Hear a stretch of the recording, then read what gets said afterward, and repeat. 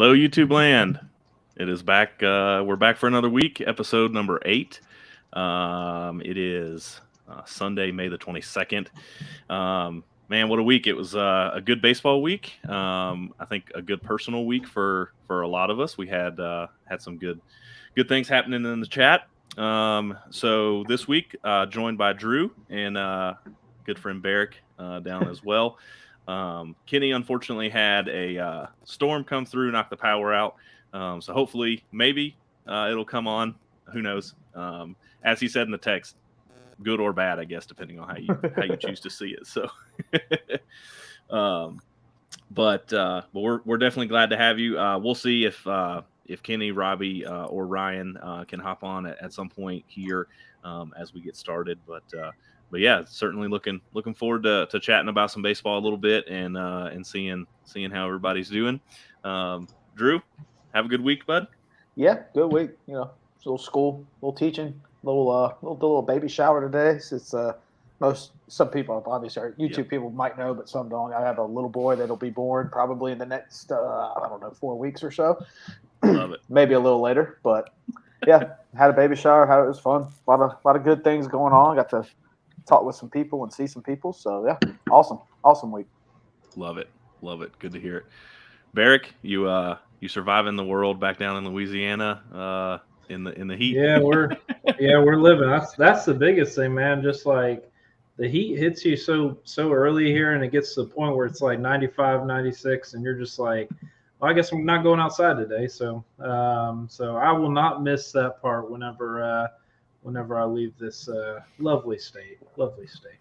I hear you. It is the heat wave that came through is pretty ridiculous. To be honest, I was actually down. It's hitting a lot of other places. I know, like I read something about like the Northeast is going to experience like the hottest temperatures they've had in like a long time. So it's not just us, but man, I tell you what, summer lasts until basically December here.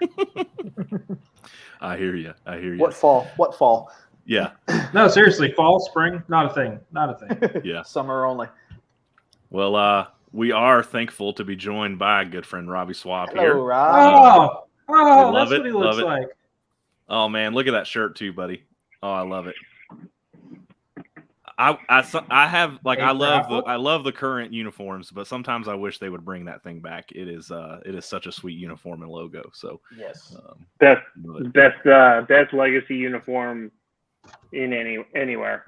Yes, I agree. 100%. Well, Rob, we were just going around, kind of just giving like a quick 15 to 30 second. How was the week? Anything good happen? Anything you want to brag about? Anything like that? You got anything you want to shout out? Is this personal shout outs or is this baseball? Could be anything. Well, my life, band, bro. My little band of youngsters at Covenant made their first state playoff appearance in 6 years now. Oh baby. 6 years now. First year back with the varsity team, qualified for the state tournament. Got our butts whipped, but other than that, hey, you were there. You had a chance. That's right. We got in there. But I got a lot of young bucks. Ninth, I think. Okay, I'm just going around my infield.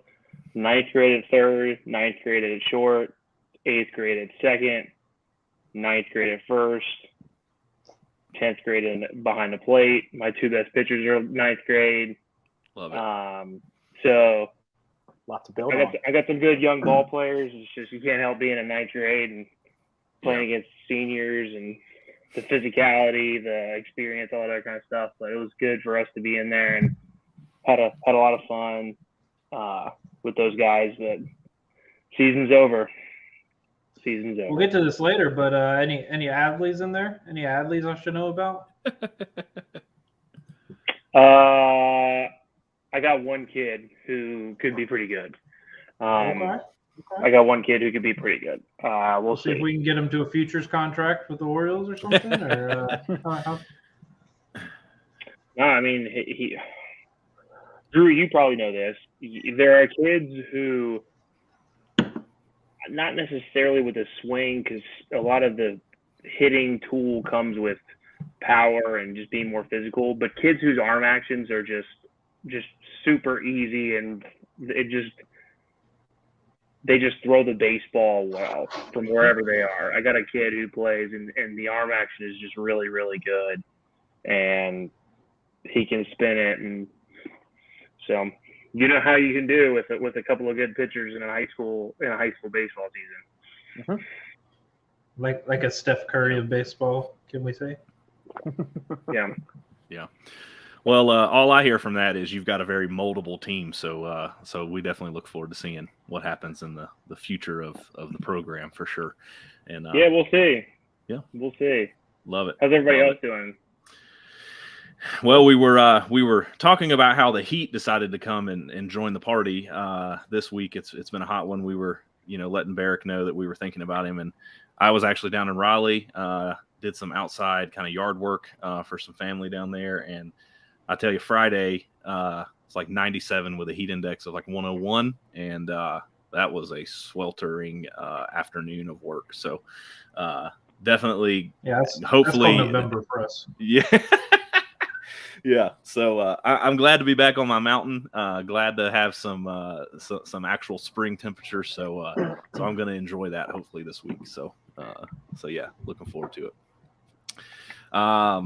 Well, we will do a very quick recap of of our stack bets from this past week. Drew definitely was the big winner of the week. He had all three of his stack bets hit. Recount.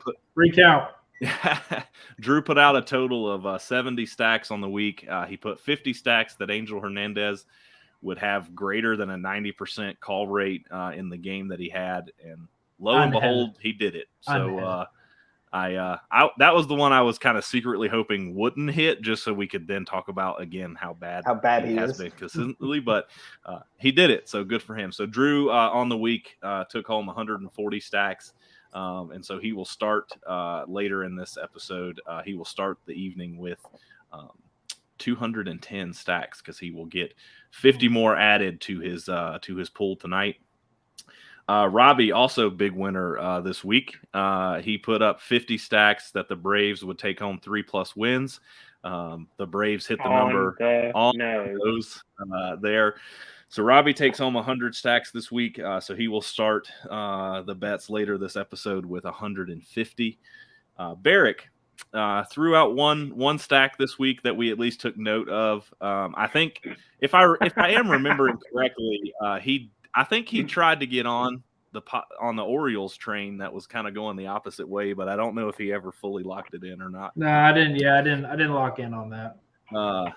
But he put up 40 stacks that the Padres would have a losing record this week, and if I remember going back and looking at it, I think they went 5-2 or 5-1. We don't have to talk about it. We can just keep moving on. All right. They actually swept the Giants this weekend, which that's what I was hoping for, though. I thought the Giants were going to get them, but Yeah. So unfortunately, Barrick lost 40 stacks on that this week, but he still has a balance of 70 that he will take over, and then plus the 50 stacks from this week, he'll get to 120. This is why I don't bet, kids. This is why you don't exactly. bet. Exactly. So he will. That's right. That's right. So he will start the evening later with 120 stacks. Kenny and I have one stack bet that is still open. Aaron Judge is currently playing the second game of a doubleheader against the White Sox. He is currently sitting on 3 home runs.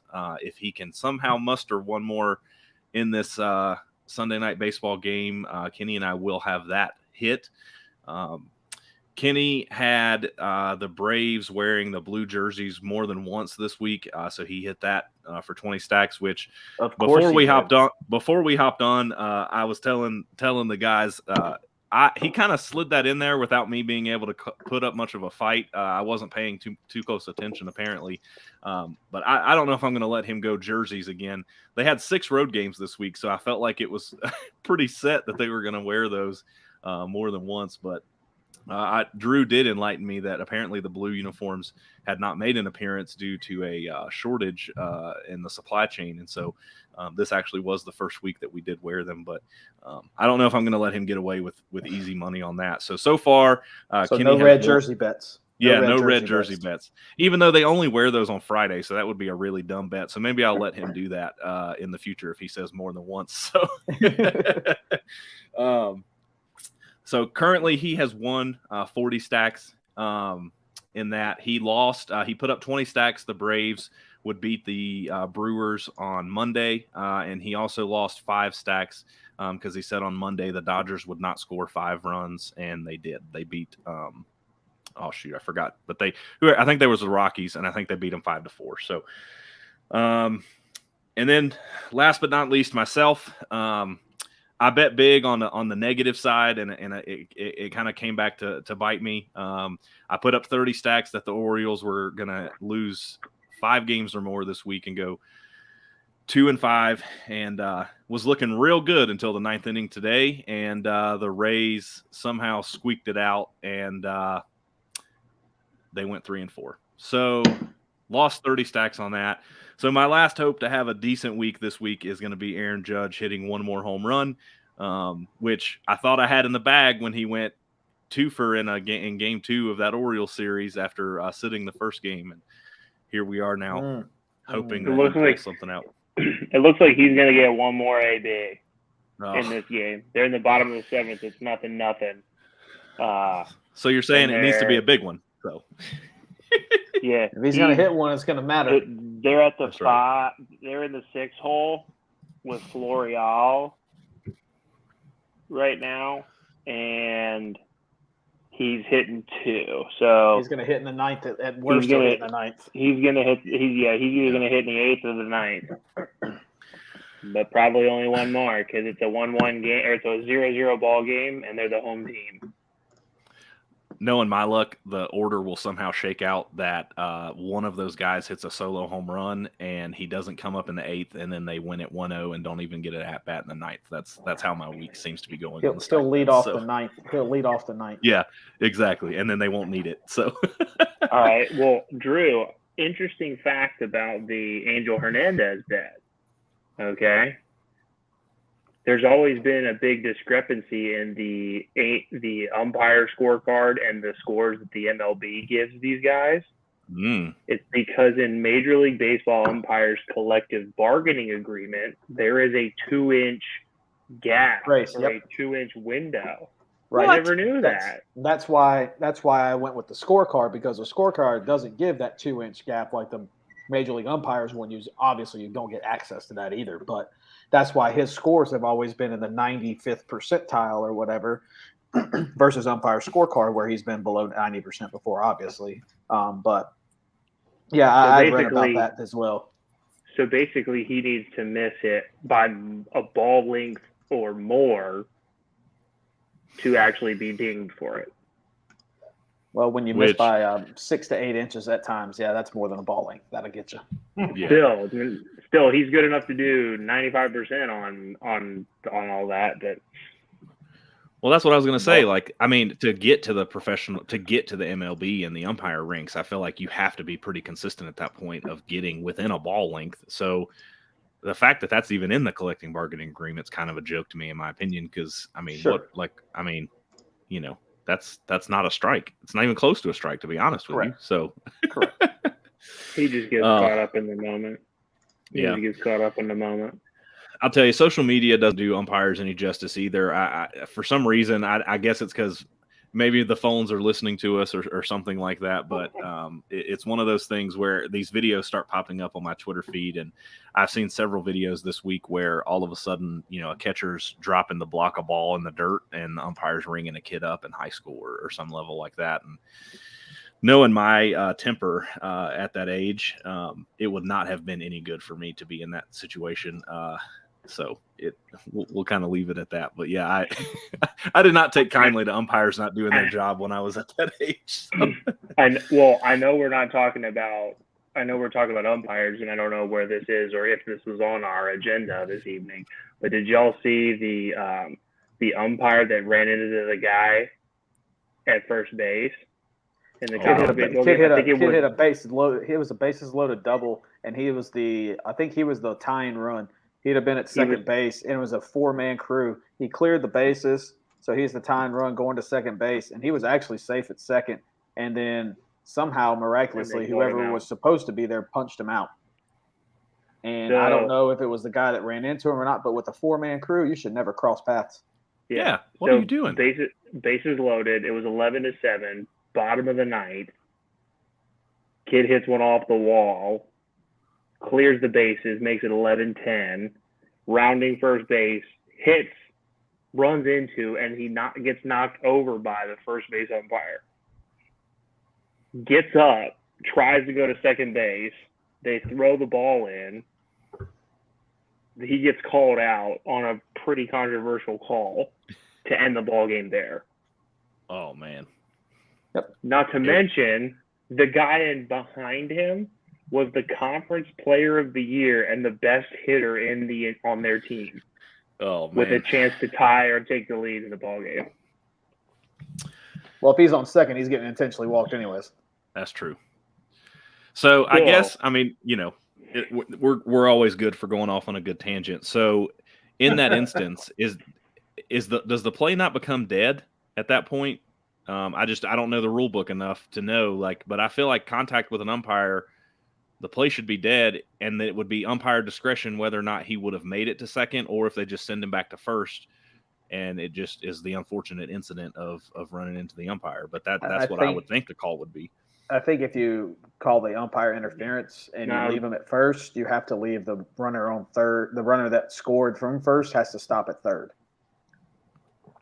I think that's where it would get a little hazy at that point. But again, it'd be umpire discretion. But man, it's just the coach. The coach was face to face with the guy that punched him out within about a second and a half. And I can only imagine he lost his stuff. Yeah. And that's when you could tell it was a 4-man crew, and that's why I was kind of like, how does somebody get tripped up on a 4-man crew? Yeah. Now here's my question: the umpire I thought was an extension of the field, so like if a ball hits the umpire, you just play it. He can still call interference on himself. So why would it not be?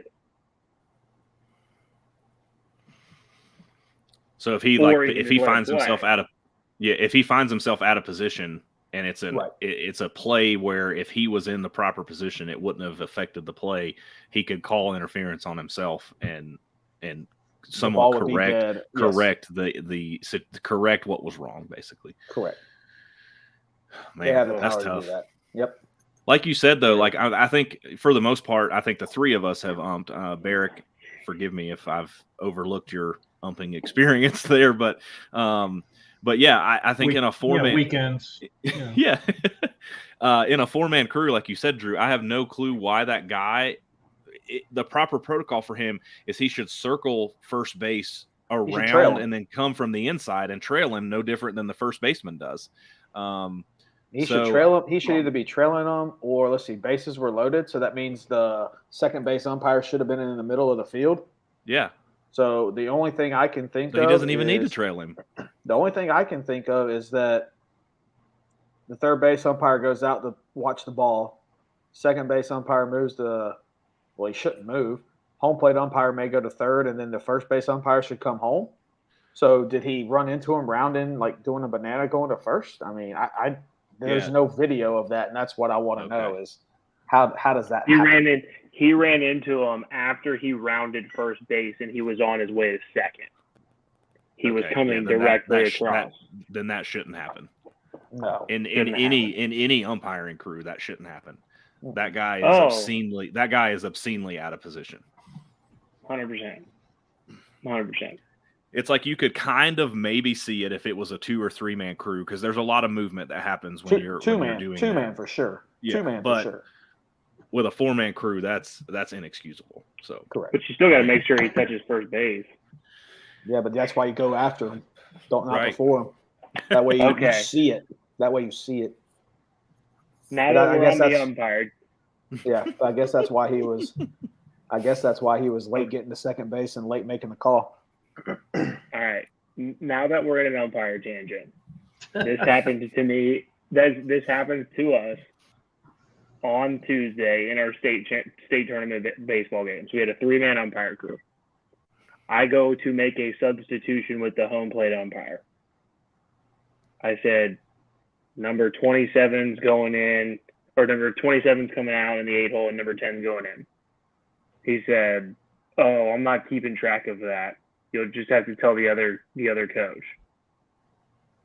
What? Huh? I said, "You're not keeping track of this?" Did you not hand him lineups at the plate meeting?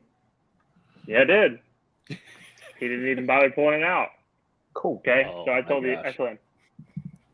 2 innings later, the head umpire, third base, the guy on the third base line, who is the umpire coordinator for the entire region, picks up his cell phone and answers his cell phone during the game.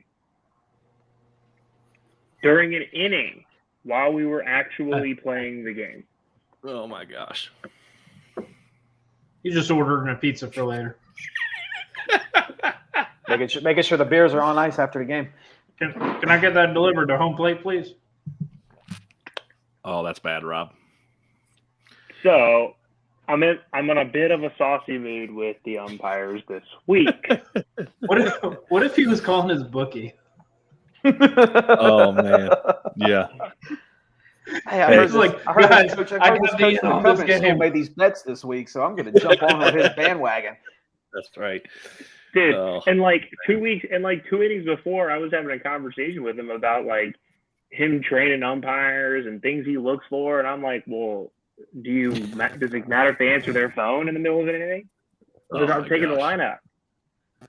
Jeez. Oh gosh, let's talk about actual baseball and not umpires. Well, I was gonna say I'll give you a funny story just about answering phones during a game. So, as I've mentioned in some prior episodes, I played club baseball at App. So, we tried to take it as serious as we could, but we were by no means the varsity team or anything like that. So, we're on the road. We're playing Vanderbilt. Vanderbilt does not have the luxury of using any of the varsity facilities at Vanderbilt, which I don't think I can blame them because they got some pretty nice facilities there. But anyway, so we're playing on a middle school baseball field. There is no grass on the infield. It's all dirt. And the mound, I'm 99% sure the mound was like one of those turf mounds that they then just put dirt around it so that it didn't look like it was just a turf mound. And there's a hitter up at the plate, and Vanderbilt was not very well. I'll just preface this by saying at the time, Vanderbilt club baseball was not very good. They had 9 players on this particular day. They're hitting, and the kid, there's a cell phone that starts ringing in their dugout, and the players are saying it's the guy up at bat that it's the cell phone. He calls time, jogs back to the dugout, and answers it. And Hello? as you mentioned earlier, it was a pizza. They were making sure that there was a pizza being delivered between the doubleheader games that we were playing that particular day. So he answers the call, handles it, and then comes back up, and we continue the game. So just like, I got to handle my business here, boys. So that was the luxury of playing some club baseball at Vanderbilt back in the day. So I thought Vanderbilt students were supposed to be smart. Book smart. Okay. Book smart. Okay. Yeah, book smart. Oh, anyway. All right. We'll get off the tangent there. I have zero affinity for cell phones and dugouts. I mean, it was literally my job, Scotty, to order the pizzas and order the food when I worked at UVA. It was literally my job, and I still felt awkward pulling out my cell phone in the dugout. Yeah. I always try to get out of the dugout. Hey, Time Blue, you guys want sausage or pepperoni? I couldn't remember what the poll was. Meat lovers, get it right, dude. Stuffed crust. No tea. All right, where is Ernie? Where is Ernie? Oh, he's hitting. Well, do you think he wants tomatoes on his sandwich? Oh man, that's so funny. So funny. The good old pastime of baseball. You gotta love it. So. Does that fall under unwritten rules? Yes. Oh, that's good. That's a good call. And that is how you pivot. That's right. That's right. So aside from just the recap of the Stacks bets, we usually also start the podcast off with a little Braves talk. So it's always interesting trying to come up with what to label the Braves talk these days. Sometimes it's good, sometimes it's bad. This week it was kind of Yeah, I agree. That's like a perfect adjective of it. So the Braves go 3-3 on the week. They drop 2 to Milwaukee. They lose the opener and the ender. And then they take the first 2 games of the series against Miami before dropping today's opportunity to sweep, which I personally, 4-3 from a record standpoint doesn't sound much different than 3-3, but I just feel like getting a series sweep and sweeping a team that you should have swept is just good mojo and good to carry into kind of the games ahead.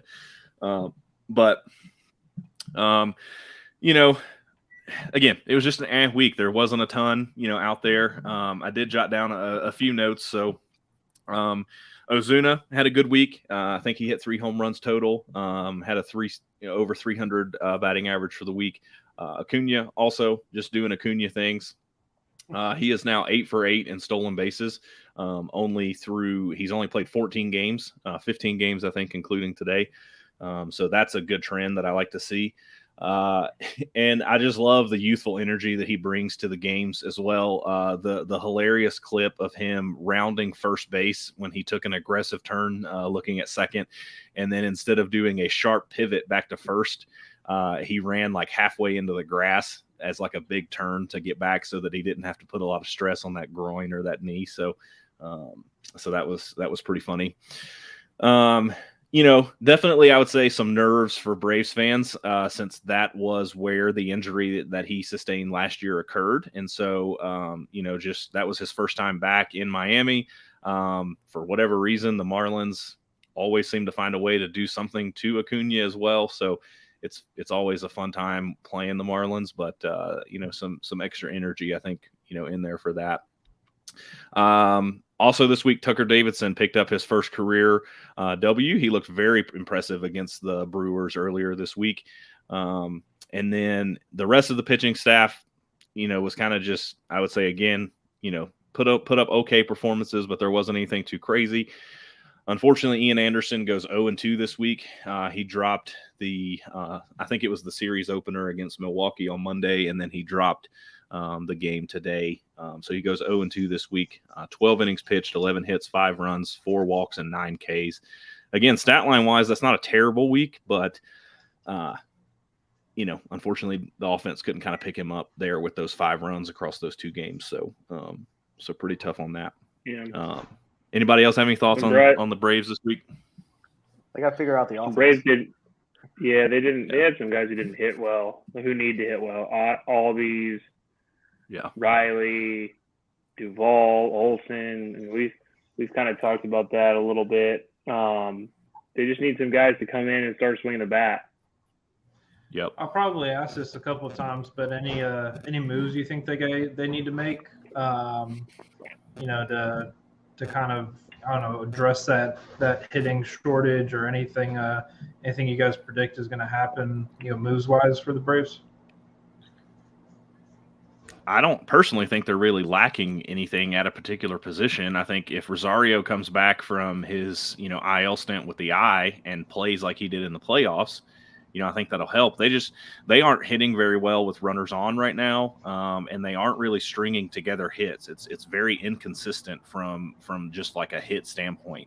The home runs that they're hitting are also, 1 or 2 run home runs. So it's not like they're doing huge damage, with the bats. Ozuna picked up a couple home runs this week. I think he hit a 3-run homer and a 2-run homer. So his homers kind of came at a timely manner, but I don't know. That's just my opinion. I don't think there's anything glaring from a positional standpoint that they seem to be lacking. So, and obviously that answer can change obviously as time continues to go on.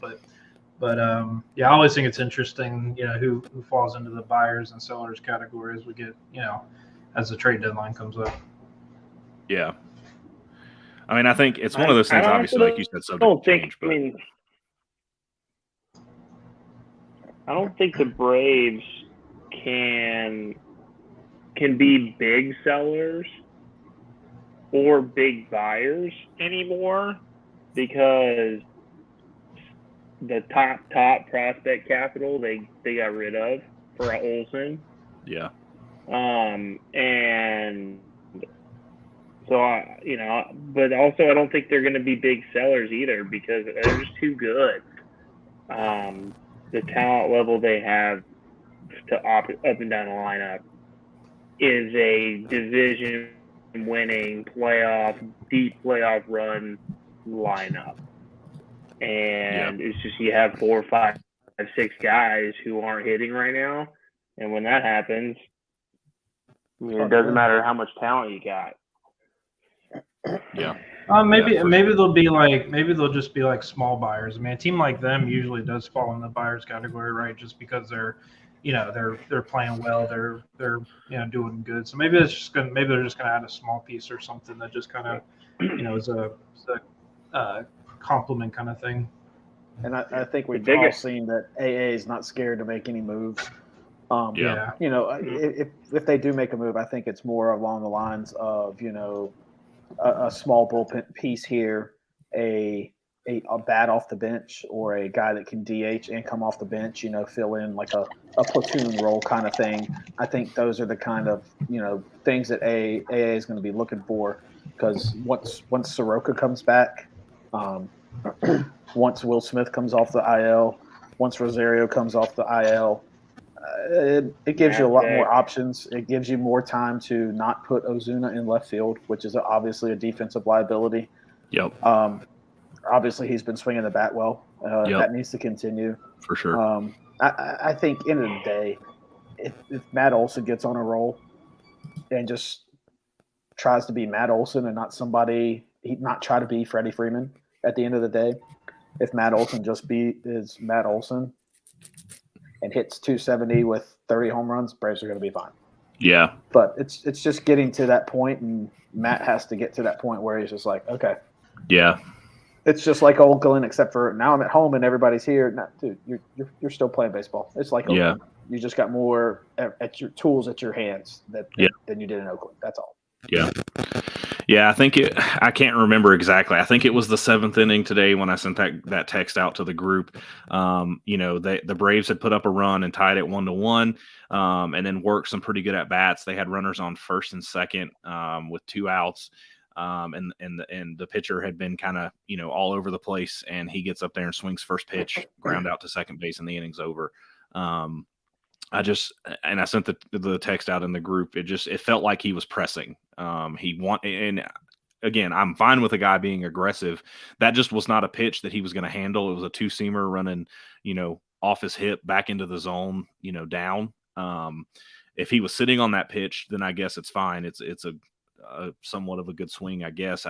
He may have been sitting on the pitch, but not the location. I would say. Because again, it's just not a pitch he's going to be able to handle and do some damage with in that spot. But I agree. I think he just needs to kind of settle in a little bit and kind of get an idea of what his role is. And again, that's going to take time. We're sitting here. What are we? 41 games into the season. So hopefully that time is sooner rather than later. At this point, I'd prefer him not to figure it out after the All-Star break. But as long as he kind of figures it out, I think they'll be fine. So, pretty important week this week, though. No off days. We have 7 games, all division games. Big problem is the Mets. Yeah, for sure. I don't know, man.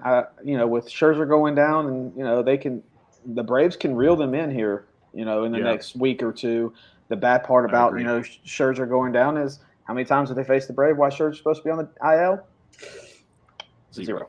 Yep. So, but I mean, honestly, they can reel them in. They just have to go, and at the end of the day, they have to win series. Yep. The more series you win, the better off you're going to be. So, I mean, if they go 5-8 this week or 5-2 this week, it's okay. Yeah, they'll be above 500. That'll be okay. Absolutely. Yeah. Absolutely.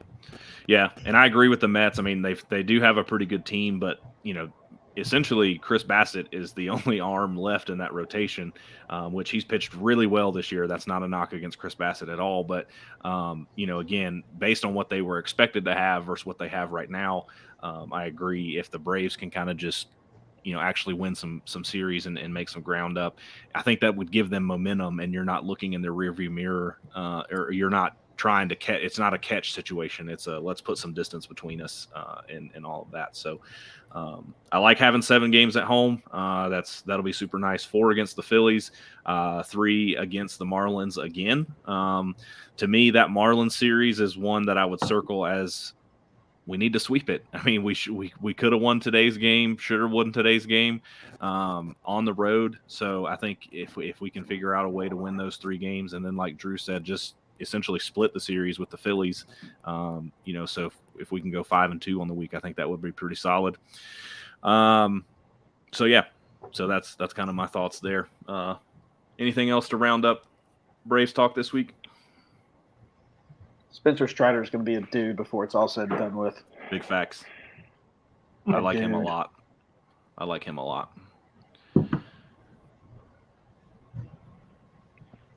Uh-oh.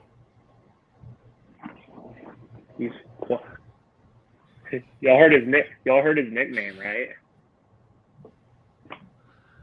Nope. Quadzilla. That's why it throws 100. Yeah, absolutely. I love it. All right. Well, Barrick, it's been a big week for you, my friend.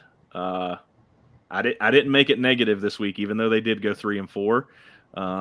Better than 2 and 5. I kept it Orioles talk. I was gonna say, like 3 and 4, considering again, where we're coming from and how it's been going.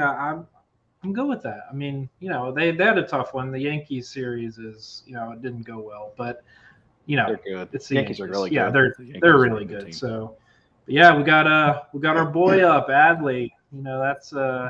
That's exciting. It's always fun to watch, those kind of things happen because it's a guy realizing his dream, and I think he obviously handled it really well and got a triple, which is that's pretty awesome. He's like I said, I sent a message out to you guys, like he's continuing that trend. I think it was I know Matt Wieters did it in his debut, and I think Machado did as well. Obviously, he's not a catcher, but just kind of big name. He's kind of the 3rd big name prospect to come up and have a triple in his debut. So that's kind of cool. Yeah, for sure. I think it's funny. When I was watching the game, they had his first pop up that he caught. It was like this huge ovation. Everybody's like, "Well, you don't usually get that kind of ovation for a pop up," but so everybody's excited. That's fun. It's good for Baltimore too, because they're going to get a lot more people in the stands to watch him. And as we've mentioned before, he's probably not the last big name to come up that's going to be fun to watch. So I'm excited to see what he does, and hopefully he can be this might be the start of kind of a move towards actually being competitive. Yeah. His call up was pretty awesome too. Yeah. The little video that they put up, that was pretty cool. I feel like there's got to be lots of fun ways to do that. So it's always kind of cool to see what people come up with. But yeah, I mean, he having it filmed and having all your kind of buddies there to celebrate with you, that's pretty cool. Well, I feel like, so it just, to give a quick plug for us, go check out our Twitter account. We tweeted out the video and put out a little post about that. But I do feel like the team, I think they rushed it a bit. I think the manager was trying to set it up for another statement, because the manager says, keep being yourself even when you go play in Camden. And I think there was another sentence coming out of his mouth, but the team kind of bum rushed on the you're going to Camden Yards part of it. Yeah. So that was the only kind of awkward bit to it, which again, I mean, there's so much excitement going into that moment. So I'm not saying they did anything wrong by any means, but I do feel like that he had, like, there was one more line coming that would have really driven it home. So, no, it's awesome. Yeah, so we'll see. We'll see how he does, and I think everybody's going to be. He's probably going to be the number one, storyline for a while, maybe the rest of the season for the Orioles. So just kind of seeing how he does, and So how Grayson he. Rodriguez comes up. Yeah, of course, that's going to be he's probably the next one, and but yeah, it gives not only are, like I said, the Orioles I think are overall are doing a little bit better than probably expected, maybe just kind of right on average, but it gives you something else just to kind of watch and have fun with. So yeah, it's pretty cool. They're not the Reds. That's right. Thank God, not the Reds. I will say the only sad part from his call up and his debut was the corresponding move that the Orioles made. To make room on the roster, they did. I don't remember if they designated him or if they just optioned him back. But Mr. Bim Boom was either DFA'd or he was optioned back to AAA. But so that was a sad move. You couldn't have the Rutschman Bim Boom catching duo behind the plate for you there. Yeah, instead we're going to have Mr. Churinos. So that's but yeah, he's Churro. So I think it's still going to be good. Obviously, Adley's probably going to get the majority of the starts, but he's going to need breaks because he's young and this is going to be new. But I think as long as he lives up to expectations, hopefully it won't really matter who's backing him up. And I don't think Chirinos and Bembo, neither one was really producing very much. I mean, they were doing okay defensively, but offensively they weren't contributing much. So not a big loss. But I don't get to say his name anymore. That's kind of a bummer, but Well, your boy Santander came up big with Santander. came up with a big walk-off homer this week. So down left field line, left field. He did. Left field. It wasn't the new left field; it was just the left field pole, basically. Hey, it's left field. It's left field. It's left field. We can talk about this maybe another time. But there's been actually a lot of conversation about people how the players are hating that. Mancini's a big leader of that too, isn't he? Yeah. Mm-hmm. Yeah, he came out and said he's like, I do not like it. Yeah. Well, I will tell you. So I did see a statistic. I mean, I'm fine to talk about it now. It's part of Orioles talk here, but I did see. So apparently, through the same number of home games that the Orioles had last season, there were 18 home runs hit to left field. This year, there have been 6. So I mean, that's a 66% drop off, rate from what they're doing there. So and that's a good stat because I was trying to.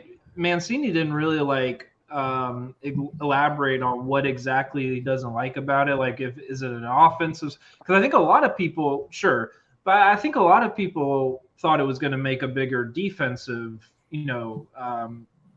impact. So like the guys that are playing, out in left field, how are they going to react to it? Is there going to be more triples and that kind of thing due to the angles that was created? But it sounds like it's been more of an offensive thing that the guys are just kind of disappointed that the ball is balls aren't going out as easily as they were. But my kind of pushback to that is like as much as I love Trey Mancini, if he's complaining about not being able to hit as many home runs out of left field, like what did he think was going to happen? They pushed the wall back. I mean, yeah, it's going to be it's going to be a little bit more challenging. I hope this isn't coming up as some kind of big revelation for them because that should have been obvious from the get-go.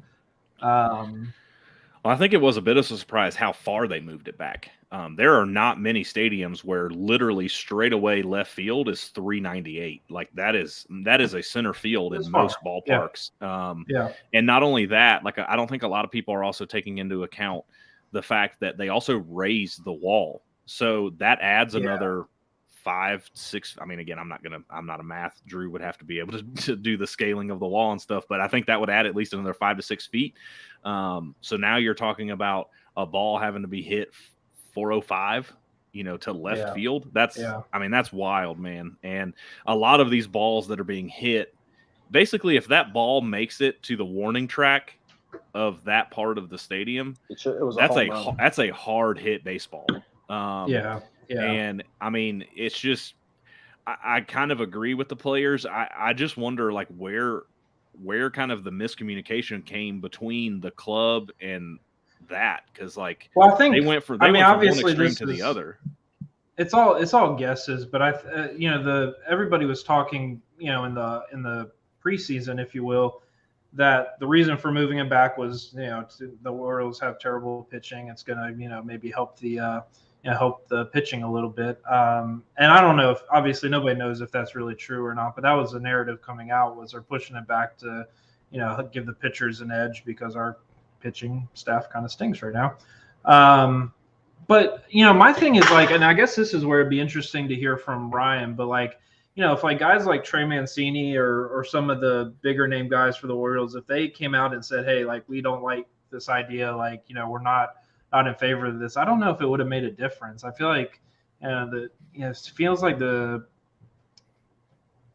owners and whatnot, that kind of changed the ballpark. I feel like that's something that the players are going to have a hard time, persuading somebody not to do, because that's just like it just feels like a big change that probably had a lot of input from a lot of different people, and I don't know if player input is going to really change that, but yeah, I don't know. I think Mancini is the most upset about it because it affects his paycheck. Because guys are paid more on hitting home runs and doubles and RBIs. They're not paid. And he's probably, if he doesn't get traded at, this season, he's probably, going to be either getting a new contract or on the move in, this coming off season. So yeah, I totally get it from his standpoint that, he doesn't want his numbers to take a dip because they, decide to push the wall back. I totally get that. Yeah. But I mean, it's the same argument where, you've got like the guys out in Colorado get to play 82, home games in that stadium. Right. So their numbers are up a little bit.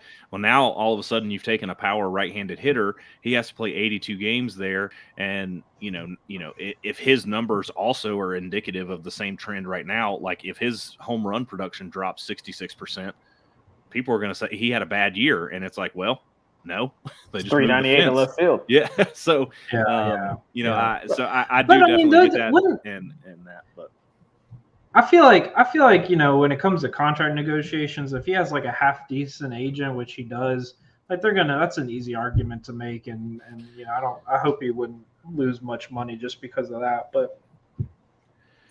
Well, you'd be surprised. From what I've heard, those arbitration hearings and those contract negotiations, they get pretty ugly, and teams don't hold back. And I mean, we've heard from some guys who have gone through it.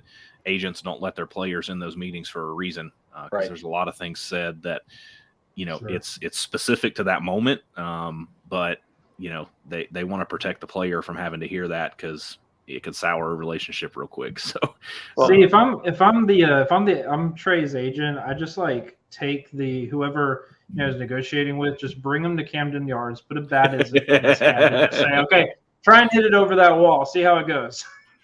Yeah. See, I think a lot of it was built around their pitching staff. Obviously, right now hasn't been very good, but their up and coming is their future. DL Hall, Grayson Rodriguez. They've already got 2 other guys in their top 15 prospects that are in the show. So I think a lot of it was built around that, hey, if we back this wall up, our pitching prospects they might pan out a little bit better 82 games out of the year, and then, have a little more confidence going into some different ballparks. But, that's just here or there. I mean, I know they think, DL Hall's off the DL going to be up soon. Grayson Rodriguez is probably going to be up All-Star break or just after. So then they've got 4 of their top pitching prospects in the show pitching, and now in a larger ballpark. Yeah. It can only help them unless they just give up absolute tanks to left field. But I'm all for a team taking a look at their stadium and seeing if there's a way they can figure out a competitive advantage. I just think they went a little too far, and personally, I don't think they got creative enough. I think they just decided to add distance to it. Right. I mean, why not build up? Again, in that same division, you've got the Red Sox who have a green monster in left field. Why don't you maybe build like a 25-foot brick wall and put some like select seating up there or something, like, don't necessarily move it to be 400 feet. Like, there's some creativity I think they missed an opportunity on when you're talking about, because how many times do we see teams like physically change their stadium like that? I mean, it's very, very rare unless they get a new one like Yeah. Atlanta did a couple years ago. So I just think they missed out on a huge creative opportunity to do something that would have generated interest for the fans of, hey, I want to go sit in that section because it's something new, it's something different. But then also something that would have made that ballpark a little more competitive because, again, left field from what I've heard and what seems to be the conversation was, pretty easy to hit balls out of left field there. So, I just feel like they missed an opportunity to kind of two birds, one stone in that situation, make something competitive, and then also generate some fan buzz around it. So, You know what else? So, hey, Camden Yards, still a great stadium. Yes, it is. it is. It's when Robbie and I spent a couple summers up there and were able to go and hang out. I mean, it's a beautiful ballpark. The area they've got up there around the warehouse and the standing seats there. I mean, that's a great place to just go and drink a beer and eat some soft shell crab sandwiches and, watch a game. So, again, it's a good atmosphere, and I just feel like they missed an opportunity to capitalize on it there. So, all right. So, typical first to third fashion here, we're going to announce a new segment and see if we can keep it going. So, we've got player or players of the week. If we have some that we want to give some shout outs to. In the future, we are hoping to get some polls put out on our social media platforms to let you guys chime in with some of your thoughts as well. This week we did not do that, but we figured we'd share a few numbers and statistics. So, Drew, you feeling up to hitting lead off, or yeah, man, I'll hit lead off. Would you like a pitcher or a player? Because I think we might all be around the same player. Yeah, let's in that vein, we'll go pitcher. Who's your pitcher this week? Unfortunately, it's the guy that we took an L to today. Oh boy, Sandy Alcantara. Okay. 2-0 this week. 1 CG today. 17 innings pitched because he threw 8 innings in his other start. Oh wow. 9 hits, 4 runs, only 1 earned, 3 walks, and 12 punch outs. 0.53 ERA this week. 17 innings, 2-0. We'll give him some snaps. Unfortunately, he threw a CG today against the Braves and gave up 3 unearned, but pretty solid week right there. That's a solid week. That is, that's a solid couple weeks for some guys, and he did it in 1 week. So correct. I'll go ahead and throw out a pitcher as well with it. I did go different pitcher, so at least we're going to be a little bit different here. I went Kansas City Royal Brady Singer. Also 2 starts this week. Also 2-0. I'm sorry. I'm kind of getting in deeper into my ending of this week that he had. He was 1-0. Excuse me. He pitched against the Chicago White Sox and the Minnesota Twins. 14 innings pitched, 8 hits combined through the 2. 0 earned runs allowed between the 2 starts. 3 walks, 12 Ks. He picked up the W against Chicago earlier in the week and should have beat the Minnesota Twins. However, after pitching 7 innings and coming out of the ball game in the 8th, the Royals imploded and gave up a 6-0 that allowed the Twins to come back from a 6-0 deficit and lose that ball game, I believe, 8-6. So he should have been 2-0 this week, allowing 0 runs, but unfortunately did not. So he finished 1-0. So I would agree with Drew. The 2-0 for Alcantara, I would say, does push him a little bit, but I think Singer deserved a little props. 0 runs wins lots of games. Well, and that's two solid lineups in his division that I would say what was very fascinating is his starts were almost identical. He gave up 7. He went 7 innings. I think he gave up 4 hits in each of them. He had 0 walks in the first game, 3 walks in the second game. And then I think it was 6 and 6 on the strikeouts. So, you can't ask for a much more consistent week. And then again, 0 runs, not even just 0 earned runs. It was just 0 runs. So, pretty solid. So, yep. Barrick, you got anybody you want to throw out there? I'll tell you what. Since I know the Orioles, I'm going to stick with giving a player from there. We do not have a pitcher worth shouting out. So I'm gonna do a hitter instead. I'm gonna go with Rugnid. I smell something bad odor, and give him a shout out because he actually had a pretty good week. I mean, he bat 320 on the week, 3 doubles, which pretty awesome, a triple, and then he had the walk off. So that was pretty fun. So took a Gatorade bath to the face, just absolute smash dome. So yeah, I think give him a shout out. I think if I stick to Orioles, we're never gonna have a pitcher to shout out probably, but that's the way it goes. So that's good job, Mr. Stinky Odor. Love it. Drew, with our position player of the week, is your player by chance playing in the Boston Red Sox organization? Yes, absolutely he is. Did he possibly sign as a new addition this year to that team and switch positions? Yes, absolutely. That sounds familiar. Did he happen to hit 6 home runs this week? Yes, he did. Yeah, that guy. Yeah. So Drew and I's pick, which I think across all of baseball. Of course, I'll say there were some guys put up some pretty impressive average numbers this week. Paul Goldschmidt hit 455 this week. There was another guy I can't remember offhand who I hit daggum near close to 500. But anytime you put up 6 home runs, yeah, that's it. Anytime you hit 6 home runs, if you don't win Player of the Week that week, somebody probably hit 7. So Story stat line this week: 9 for 25 for a 360 batting average. He scored 10 runs. He had 1 double, the 6 home runs, as we've mentioned, 14 RBIs, which that's also very impressive. He had 5 walks, 4 Ks, and posted a solid 1.572 OPS. Have yourself a week, Mr. Story. So we'll give you some snaps on that one. So kudos. So hey, while we're throwing this out, I mean, might as well throw some pub out there for Ryan, right? I mean, hey. Absolutely. So, you ready? Last 10 outings, he has given up 1 hit and 0 runs in his last 10 outings. 13 appearances this year, 13 2/3, 4 hits, 3 runs, a walk, and 20 strikeouts. Love it. So, how does he feel about pitching in a park that has a newly extended left field?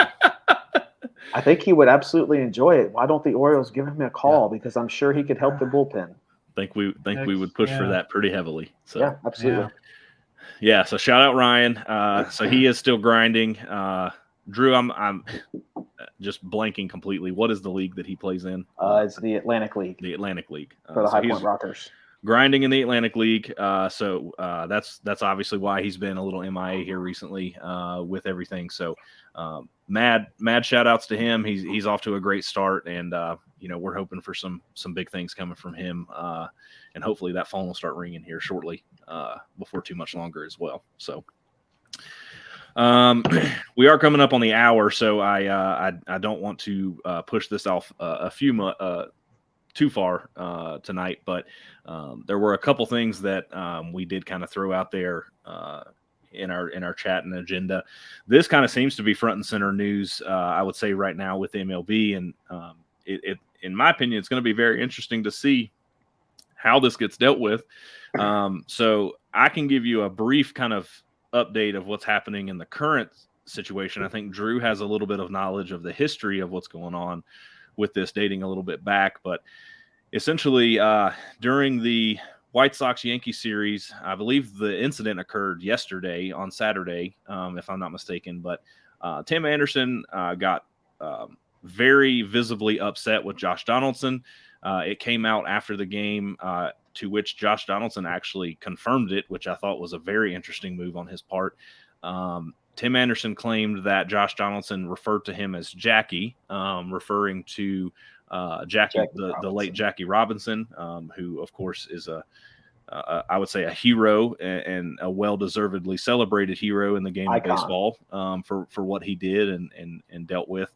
And so to one, throw his name in the mix, but then to also use it in somewhat of a derogatory term, which I think that's where the argument is currently at in the public persona. But Josh Donaldson confirmed that he did make this reference, but he defended it by saying essentially this was a joke that him and Tim Anderson had in the past, and he apologized that Tim took it offensively this time, which, to be honest, I don't know how you don't take it offensively given the the kind of climate of the world that we live in today, and then again, just in the reference of it in and of itself, I don't particularly see how it's not offensive. But like I said, Drew has a little bit of more of the history of these two teams, but specifically, I think with Josh Donaldson, as a player. So there's a history from last year with the whole spider tack and sticky. Josh Donaldson called out some people, obviously. One of them is his teammates now, but called out Lucas Giolito and kind of went after Giolito after a game in the parking lot and had a little discussion about it. Giolito talked about this on Chris Rowe's rotation, didn't really get into depth on it or much detail other than they had a conversation. That's about as far as it went. I think a lot of this has to do with not only, Josh Donaldson, he said it twice. Mm-hmm. He said it in the first inning, and Tim Anderson said he'd let it go, and then he said it again. And that's a little too far. And I mean, shout out to Grandal, who stood up for his teammate. Absolutely. Tony La Russa going after, backing his guy. And just like Liam Hendricks said it today, I mean, you have inside jokes with your close friends. Like we have inside jokes, Albuquerque, all that nonsense we do. That's inside jokes. These two guys, they're not friends. What? Yeah. That's not an inside joke. That's a straight derogatory insult. Yeah. And take it how you want it, but that's how it came across. And I mean, I know Tim Beckham has come out and in interviews said something about how he was like Jackie Robinson or something like that, and that's where Josh Donaldson is taking this information and just pestering with it. But that's not a context or time or place to be doing it. Still not okay. Yeah. No, not at all. So I totally understand why it was the wrong thing to say and do and why he took it his way. But at the same time, like somebody compared me to one of the greats of the game, I'd be like, thank you. I appreciate that. But unfortunately, he wasn't. Yeah, it wasn't a praise. I know. But I remember when I first read it, I was just like, man, he got compared to Jackie Robinson. That's pretty sweet. And then I understand that that's not how it was taken. But it's so stupid. Like it's just dumb. Like let's just he shouldn't have done it. But I'm just kind of surprised how much publicity it's gotten. Honestly, it just seems like it blew up a lot bigger than I was. Cleared the benches. The bench is clear. That's why.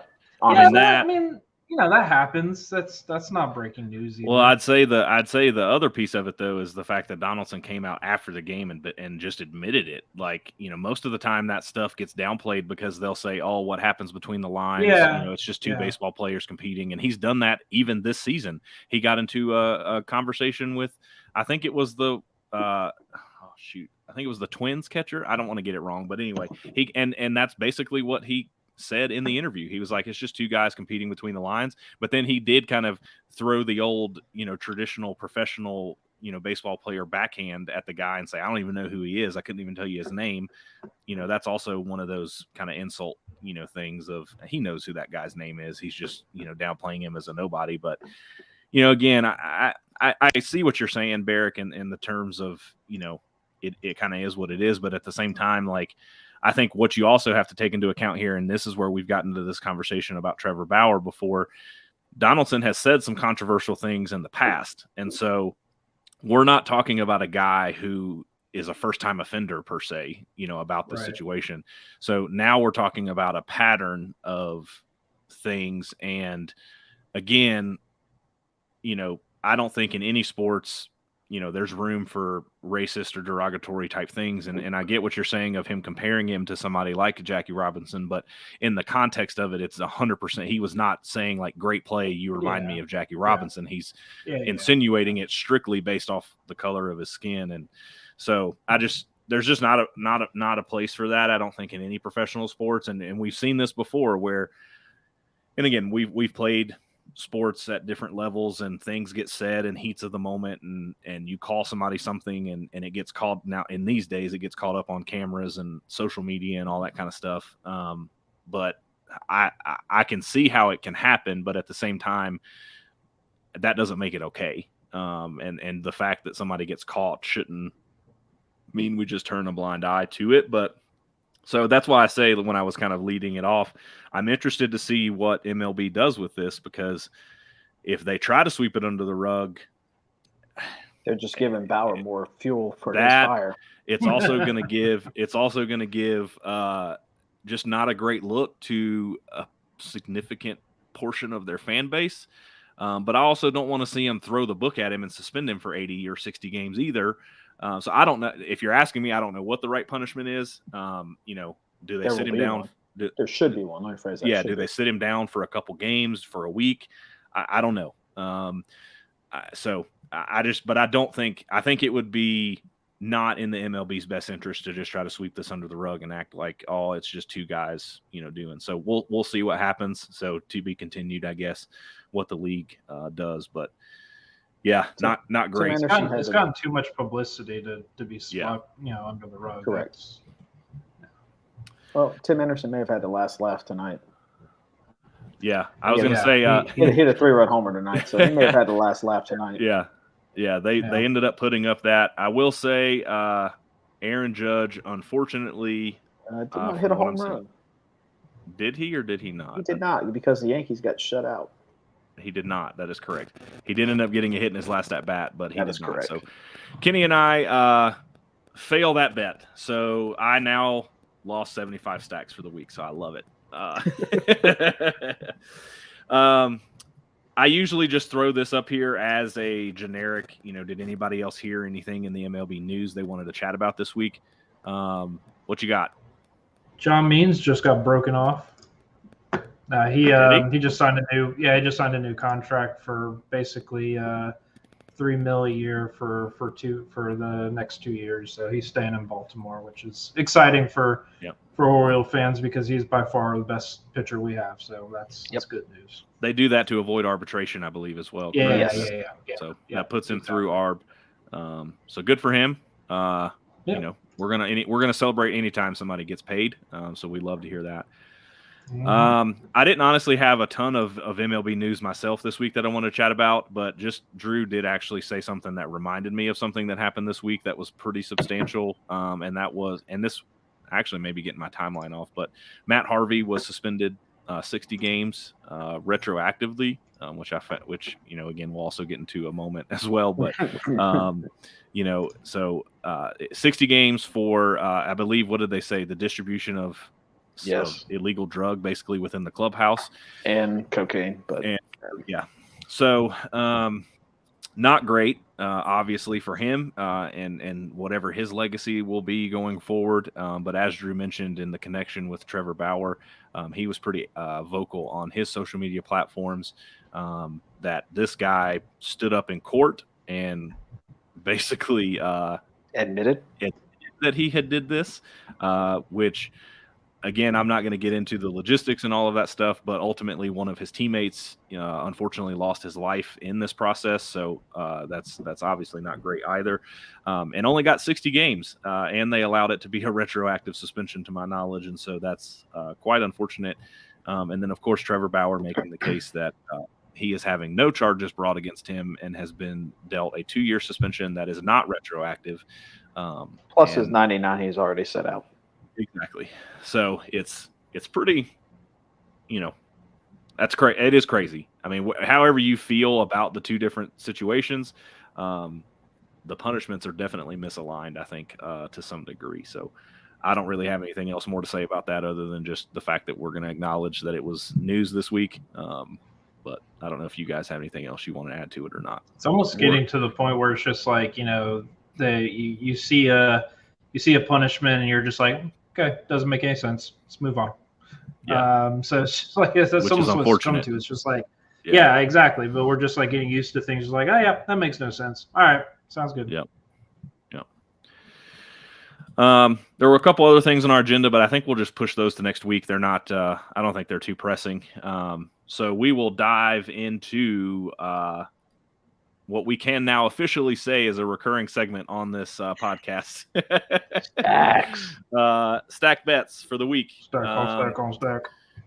I will say I did not receive a text message from Kenny. I was supposed to, but maybe we'll let it slide in after the fact. We'll update the description in the bottom. Minus 50 stacks. He does, but Robbie also failed to give us his as well, so maybe we'll let him slide in. But nonetheless, 3 of the 5 are here, and we will give our bets. So, Barrick, Drew, either one of you want to?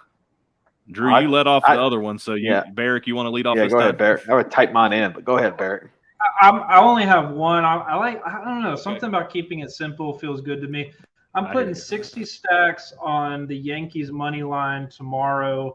They are playing my Orioles, so that's a big reason why. So Yankees money line means Yankees to win the game tomorrow. 60 stacks. Keep it simple. Let's move on. How many times are the Yankees and Orioles going to play in the first 2 months of this season? Like, what is happening? 42. That is bananas that they're playing again with that. So, anyway, Drew, you want me to go next? You want to round this out? You've got more than I've got more because I got a lot of money to play with this week. So I mean, why not? Go ahead. Flex. Yeah. So I am only carrying over 75 this week since I lost all of my bets last week. But I have one. I'm gonna still ride the negative train and see if I can change the fortunes from last week. The Reds and Pirates schedules look a little tough this week. So I'm putting 50 stacks up that the Reds and Pirates will combine for 8 or more losses this week. Feels like a good bet. They are not good. Feels like the Reds can get 8 losses in 7 days this week somehow too, right? Yeah, for sure. So the Pirates have 3 at home against the Rockies, and then head on the road for 3 against the Padres. And I do not have the Reds schedule pulled up in front of me, but I don't think it particularly matters. It contains a lot of L's. Yeah. So that's my 50 stacks. I'm hoping to get back on the winning streak this week. We'll see. The Reds schedule, just in case anybody was wondering, they have 7 games this week, all at home, 4 against the Cubs, and then the Giants come to town for a 3-game weekend series. So, again, that very much feels like doable. Way more. Like we could even look at double digits. We'll see. So so that's I'm going to keep it simple too, Barrick, this week and only go with the 1. So we'll see what happens. So all right, Drew. Lose all your money. Yeah. I got bored. So all right, 25 stacks. Braves take both series this week. Okay. Love it.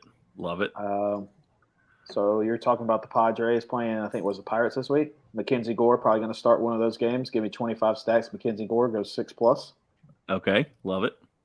25 stacks. Kansas City scores 20 or more this week, run-wise, even though they scored 23 last week. I like playing close to the same teams. They play the Diamondbacks for 2, and then they play the Twins again. All right. Shout out Alex Zumwalt. Getting the promotion. That's correct. Former East Forsyth alumni there is now the hitting coach for the Kansas City Royals. So that's right. Give him some snaps for that. That's why I like my odds. There you go. And then my last one. All right. Angel Hernandez was good this week. Angel going to be bad. I'm only going 10 stacks though. 10 stacks, less than 90%. Love it. I'm gonna continue to bet on Angel. Good and bad all the time. Feel good. This feel good. I love it. Feel safe. I mean, what's that? 85. I could be rolling in with. I feel like we're gonna have a bunch of winners this week. I feel good about this coming week. I feel like this. Yeah, it's gonna be good for all. Except for those who decided not to be involved, which would be swaps. Yep. No biggie. Perfect. Anybody have any closing thoughts of things we didn't cover, or anything you want to tell the wonderful people of YouTube land before we head out? Be safe. Big weekend coming up next weekend. That's right. Memorial Day. Eat your vegetables. Eat the veggies. Love it. Perfect. Well, I'll close this out here just real quick. Here on the screen, you can always email us any questions that you have at first23rdpod@gmail.com. That is the first, the word, the number 2, and then the word third pod@gmail.com. We love to hear any questions that you guys have or any comments that you would like to throw in there. As always, in the description below, you can follow us on Instagram and Twitter. We are starting to get a lot more active on Twitter, throwing out some live tweets of the Braves games, and love to hear any thoughts that you have there. Also, be on the lookout for any type of poll questions that we may be throwing out. We love to get the input of the community and would love to be able to talk about some great things here for that. As always, we appreciate you tuning in. For Drew, Barrick, a ghost Robbie that left us midstream, unfortunately, and myself, Scotty, we appreciate you guys tuning in, and we look forward to seeing you next week. See ya.